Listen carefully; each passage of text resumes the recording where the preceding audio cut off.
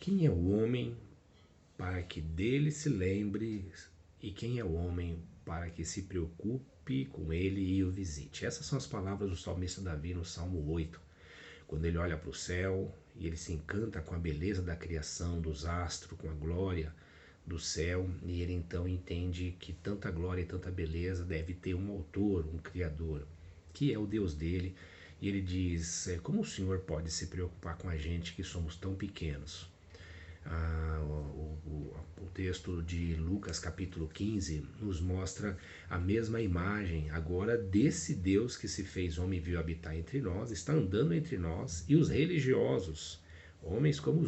nós, mas que têm uma visão de si mesmo deturpada, se entende melhor do que os outros, e por isso mesmo criticam Jesus de Nazaré por andar com pecadores. Jesus andava com pecadores, jantava com eles, ia na casa deles, não fazia o que os pecadores faziam, mas por ser luz e o Deus que veio visitar os homens, ele andava no meio dos homens. Então, para explicar, para mostrar para os religiosos como os religiosos estavam equivocados a respeito dele, ele então ensina que é isso, o Deus que criou o homem, ele ama a sua criação, ele ama esse homem que é a coroa da sua criação, esse homem belo, esse homem hábil, esse homem inteligente, capaz, mas que se afasta continuamente desse Deus. Lá em Lucas capítulo 15, a figura que ele usa do filho pródigo, por exemplo, ele fala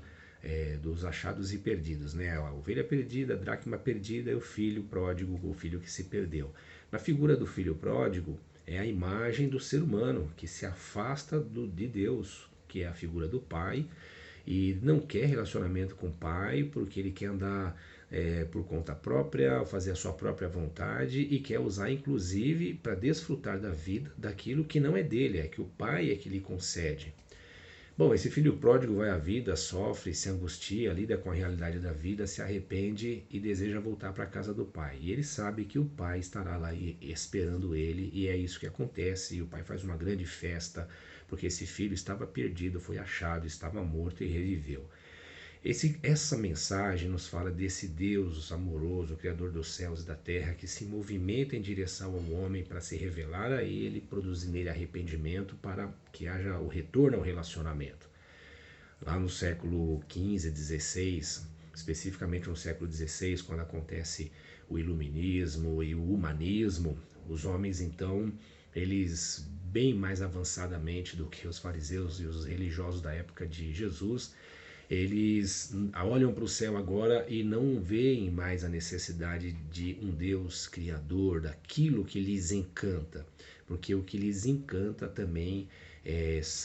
destaca a sua inteligência, a sua habilidade, a sua capacidade de averiguar, de observar, de examinar, de testar, de entender o funcionamento, e o homem então começa a achar que tem a resposta, não só para o que ele vê, mas para aquilo que ainda está oculto aos seus olhos.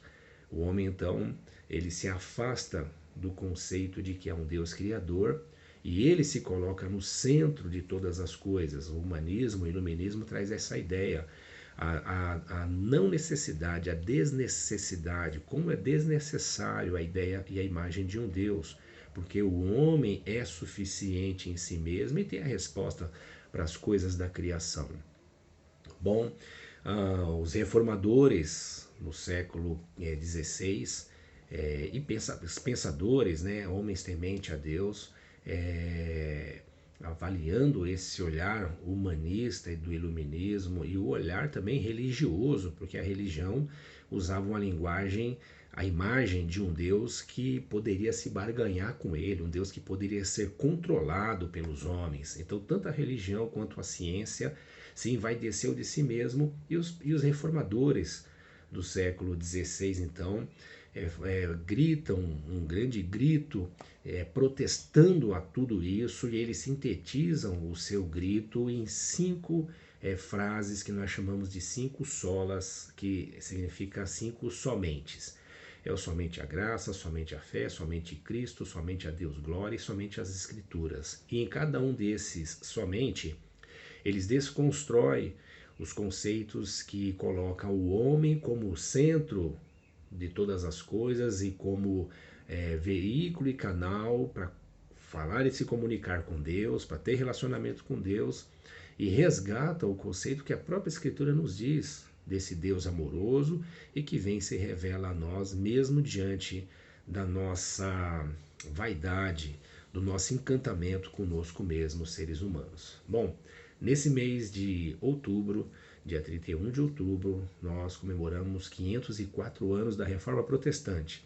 E nesse mês nós estaremos falando sobre o Deus de amor e de misericórdia. Esse Deus grande, extraordinário, maravilhoso, é também um Deus de misericórdia, é um Deus de amor. No século XXI agora, passado, portanto, 504 anos, a sociedade está ainda mais distante das Escrituras, mais distante de Deus, criando as suas próprias religiões agora, uma religião que dispensa Deus, inclusive, e se firma somente na ciência. Então, nesse tempo, nós queremos, no espírito dos reformadores, nos unir a eles e voltar a bradar sobre esses 5 somentes. E nesse mês eu quero te animar, te incentivar a ouvir os devocionais que os nossos irmãos prepararão, ouvir as pregações nos cultos de domingo, onde nós queremos trabalhar o que a Bíblia nos ensina sobre esse Deus grande e maravilhoso, mas com um olhar de misericórdia, com um pai afetuoso, buscando salvar o filho perdido, buscando encontrar a dracma perdida, buscando encontrar a ovelha perdida e finalmente ajudando esse homem novamente a se encantar com ele e reconhecer a sua grandeza e como ele é bom em nos visitar e cuidar de nós. Deus te abençoe, uma semana de paz e reflita conosco nesses temas. Nesse mês de outubro será uma bênção para todos nós.